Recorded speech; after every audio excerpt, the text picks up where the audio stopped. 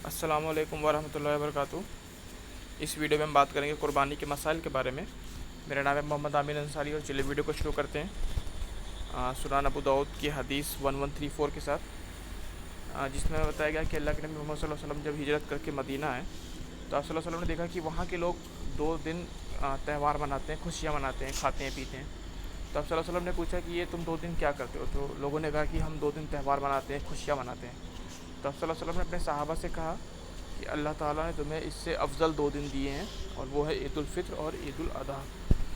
और हम जानते हैं कि ये जुल्हिज का महीना चल रहा है और इस महीने में ईद उल अजहा आता है, ईद का दिन। और ईद उल अजहा के साथ साथ जुल्हिज की और भी कई सारे फजीलत हैं और बहुत सारे अमाल हैं जो हमें इस महीने में करने चाहिए, जिसके लिए मैंने अलग से वीडियो बनाया हुआ है। लिंक डिस्क्रिप्शन में, आप उस वीडियो को देख लीजिए। इस वीडियो में बात करूँगा सिर्फ कुर्बानी के बारे में। और चलिए शुरू करते हैं वीडियो को। सूरह हज सूरह नंबर 22 आयत नंबर 37 के साथ, जिसमें अल्लाह ताला ने फरमाया कि अल्लाह के पास ना कुर्बानी का गोश्त पहुँचेगा और ना खून, बल्कि सिर्फ आपका तकवा, आपकी नीयत पहुँचेगी। तो हमें जब भी कुर्बानी कराना है तो हमें ये देखना है कि हमारी नीयत अच्छी होनी चाहिए, हमारा तकवा होना चाहिए पूरा, और हमें किसी को दिखाने के लिए नहीं कुर्बानी कराना चाहिए, बल्कि सिर्फ अल्लाह ताला को राज़ी करने के लिए कुर्बानी कराना चाहिए। और यही हमें सूरह हज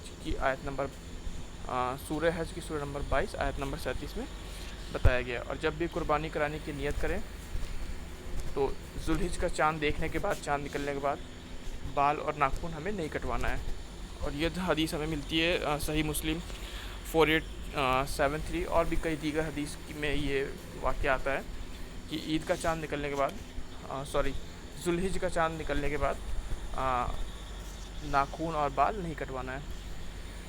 लेकिन अगर किसी वजह से कोई नाखून और बाल कटवा देता है तो उसकी कुर्बानी कबूल होगी, अगर वो अच्छे नीयत से की गई है और तकवे के साथ की गई है। कुर्बानी पे इसका कोई असर नहीं पड़ेगा अगर किसी ने बाल कटवा दिए हैं। हाँ, ये एक सुन्नत इबादत है, ये एक सुन्नत है नबी सल्लल्लाहु अलैहि वसल्लम की, तो इसको करना चाहिए। नाखून और बाल नहीं कटवाने चाहिए, इस पे अमल करना चाहिए, तो इसका हमें एक एक्स्ट्रा सवाब मिलेगा, इसका अलग से सवाब मिलेगा। लेकिन अगर कोई किसी वजह से नहीं कर पाता है तो उसकी कुर्बानी पूरी तरह कबूल होगी इंशाल्लाह। इसी तरह जामे तिरमिज़ी की हदीस में हमको पता चलती है कि सहाबा से पूछा गया कि आप सल्लल्लाहु अलैहि वसल्लम के ज़माने में कुर्बानी कैसे होती थी। तो सहाबा ने कहा कि नबी सल्लल्लाहु अलैहि वसल्लम के ज़माने में हम एक भेड़, एक दुम्बा पूरे ख़ानदान के लिए, पूरे घर वालों के लिए कुर्बानी के लिए होता था, वो पूरे घर वालों के लिए किफ़ायत कर जाता था।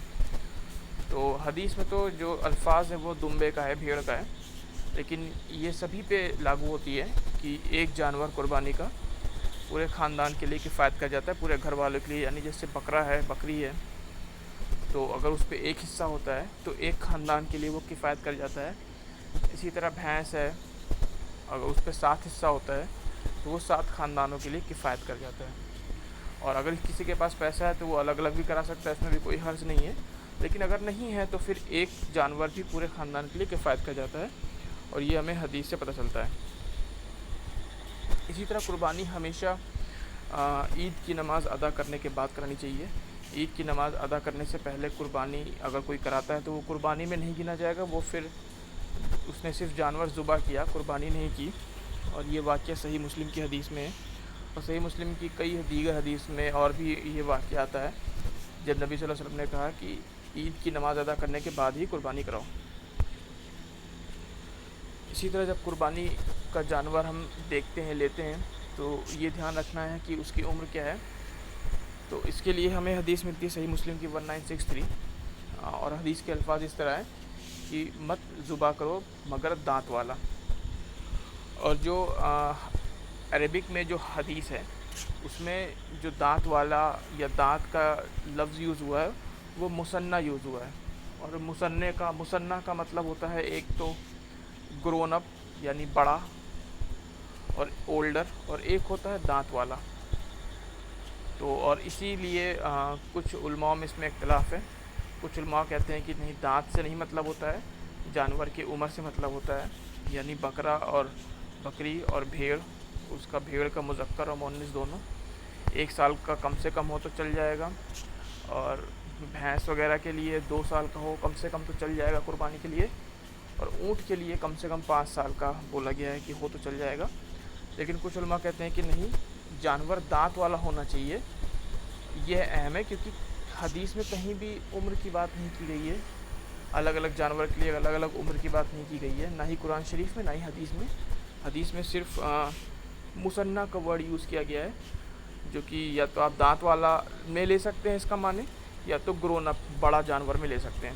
تو میرے خیال سے دانت والا زیادہ صحیح رہے گا، کیونکہ بڑے کی کوئی ڈیفینیشن نہیں ہے کتنا بڑا ہو، لیکن دانت والے کی ڈیفینیشن ہے کہ جانور کا جب دانت نکل آئے۔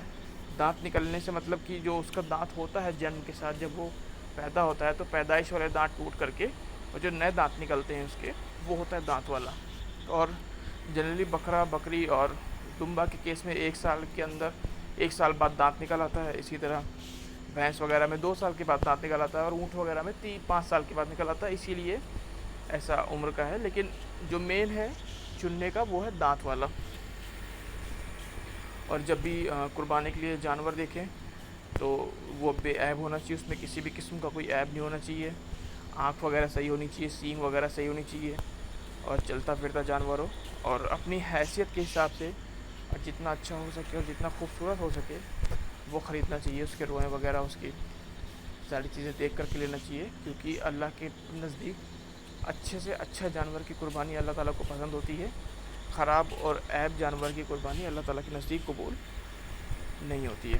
اسی طرح میں اپنی ویڈیو کو ختم کرتا ہوں۔ اللہ تعالیٰ ہمیں کہنے سننے سے زیادہ عمل کرنے کی توفیق عطا فرمائے۔ جزاک اللہ۔